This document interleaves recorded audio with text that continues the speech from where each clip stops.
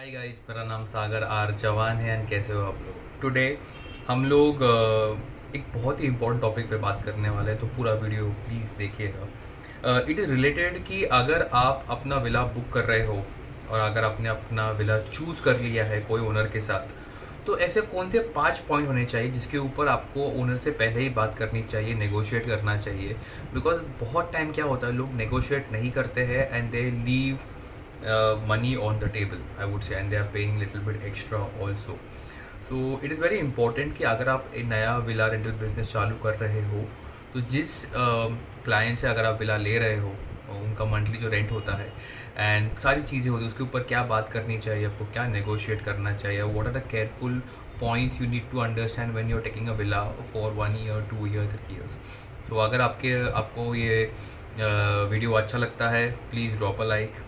Before we begin, drop a like, share it with your friends, subscribe to the channel, hit the bell icon and do let me know in the comment section how I can improve. The first important point जो आपको villa owner के साथ negotiate करना चाहिए is a rent. इसके ऊपर बहुत सारे लोग बात करते हैं कि रेंट नेगोशिएट करना चाहिए नहीं करना चाहिए. डेफिनेटली करना चाहिए. एंड बहुत टाइम क्या होता है, आई गिव यू इंसिडेंट कि हम लोग एक 4 BHK विला बुक करने गए थे मेरे दोस्त के लिए and we were quoted 1.5 lakh rupees a month and negotiate करने के बाद अराउंड 1.25 तक डील क्लोज होने वाली थी. लेकिन मैंने व्हेन आई वाज इन्फॉर्म्ड कि मेरा मेरा दोस्त is going ahead with the booking, मैंने उसको रोक के उसको एक ही चीज़ बोली थी कि let's do a market research, वहाँ पे कितना है, क्या लोग आते हैं, what is the market trend right now. तो वो करने के बाद भी realise the market is is is little bit in the dip side and बहुत सारे विलास वहाँ पे खाली है. एंड जब भी इट वॉज अ 4 BHK, जब हम लोग नेगोशिएट करना चालू किया बाकी विलास के साथ, we were getting the same capacity of a villa. अगर 4 BHK वो 1.25 बोल रहा है, ये वाला 4 BHK same big rooms with lawn we were getting वो 75,000. And it's a very simple choice. हमने वो 75,000 वाला विला लिया which is doing really good. It has a big pool also.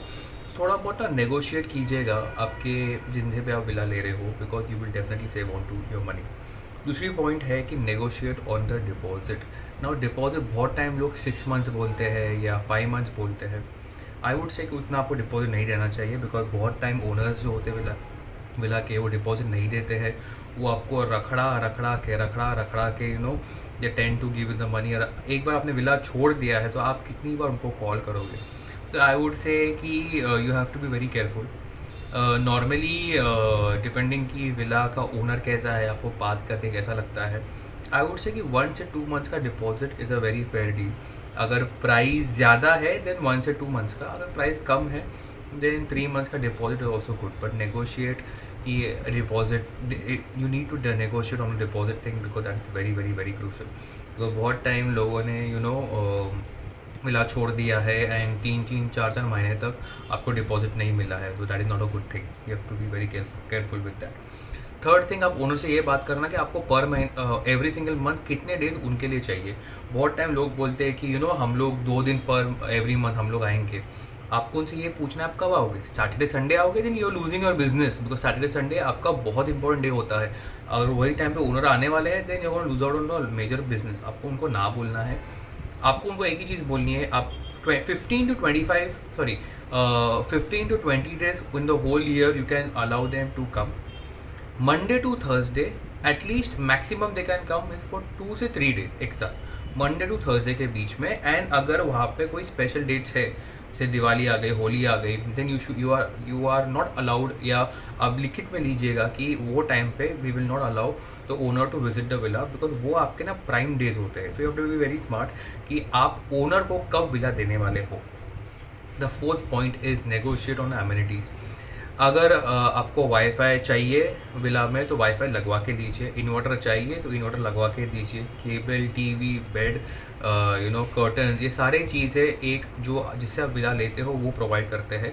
तो very important to negotiate on the amenities जो आपको provide कर रहे हैं. And fifth point is a very very very crucial point कि जो पूल होता है वो पूल के अंदर ना आप ओनर से ना फिल्ट्रेशन सिस्टम अटैच करके लीजिए, because that plays a very important role in cleaning the pool. बहुत टाइम लोग क्या बोलते हैं हाथ से साफ करेंगे. That is not a safe thing and that is not a correct thing in my books. अगर so this is a very important point you need to talk to the villa owner कि उनका जो pool होता है उसके अंदर filtration system attach होना चाहिए. अगर आपको ये 5 पॉइंटर्स अच्छे लगे and if you are stuck till the end, thank you पहली बात तो. एंड अगर आपको ऐसे वीडियोस देखने हैं, please like this video, share it with your friends, subscribe to the channel, hit the bell icon, and do let me know in the comment section how I can improve. It's a beautiful life. Peace, work hard, live long, and help me.